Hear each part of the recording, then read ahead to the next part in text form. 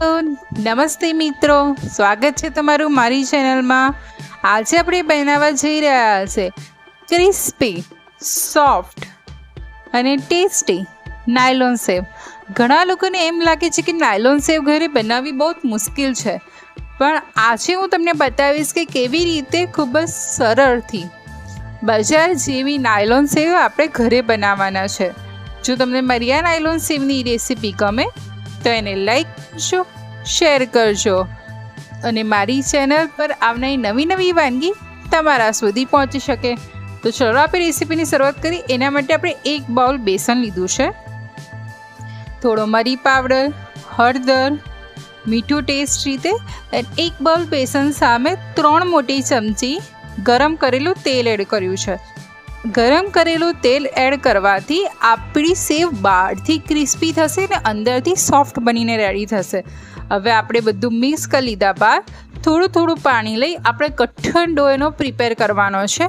પહેલેથી બહુ પાણી એડ નથી કરવાનું, અધરવાઇઝ તમે લોટને હેન્ડલ કરવો થોડો ટફ પડી રહેશે। આપણે જોઈ શકીએ છીએ કે થોડું પાણી લઈ અને હું લોટને જસ્ટ મિક્સ કરી રહી છું। આ રીતનો કઠણ ડો મેં પ્રિપેર કરી લીધો છે। હવે આ રીતે 1 ચમચી જેટલું પાણી લઈ અને આપણે લોટને બરાબર ફીણવાનો છે। આ સ્ટેપ કરવાથી આપણી બજાર જેવી સેવ સોફ્ટ બનશે અને આપણે જે પહેલાં ડો પ્રિપેર કર્યો હતો એનાથી આ ડો થોડો લાઇટ બી થશે અને કલર વાઇઝ બી થોડો લાઇટ થશે। તો આપણે જોઈ શકો છો કે ડો સરસ રેડી થઈ ગયો છે। હવે તેલવાળા હાથ કરી અને બધો લોટ ભેગો કરી લઈએ।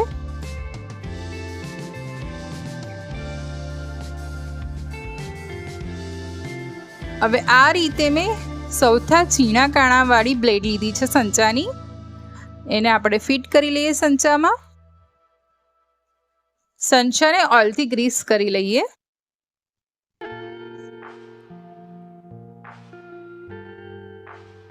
હવે આપણે ડો એમાં સ્ટફ કરી લઈશું।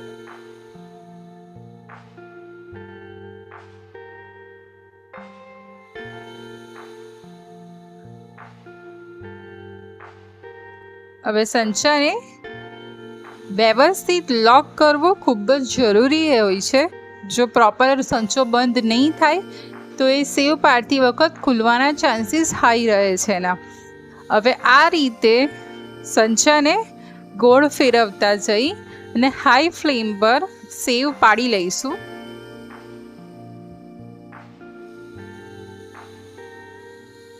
આપણે જોઈ શકીએ છીએ કે અત્યારે બબલ્સ હાઈ હતા, હવે ધીરે ધીરે બબલ્સ ઓછા થઈ જાય એટલે આપણે એક વખત એની સ્લાઇડ ફ્લિપ કરી લઈશું અને 1 કે 2 સેકન્ડ માટે બીજી સાઈડ તળવા દઈશું। એ બીજી સાઈડ બી તળાઈ જાય તો એને બહાર કાઢી અને સર્વ કરીશું। તો આપણી બજાર જેવી ટેસ્ટી, સોફ્ટ અને ક્રિસ્પી નાયલોન સેવ રેડી થઈ ગઈ છે। તમે આને મમરામાં મિક્સ કરી શકો છો, ચા સાથે એમને બી ખાવાની બહુ જ મજા આવે છે અને તમે એને ચાટમાં બી યુઝ કરી શકો છો। જો તમને મારી આ નાયલોન સેવની રેસીપી ગમી હોય તો તમારા ફેમિલી અને ફ્રેન્ડ સાથે શેર કરજો।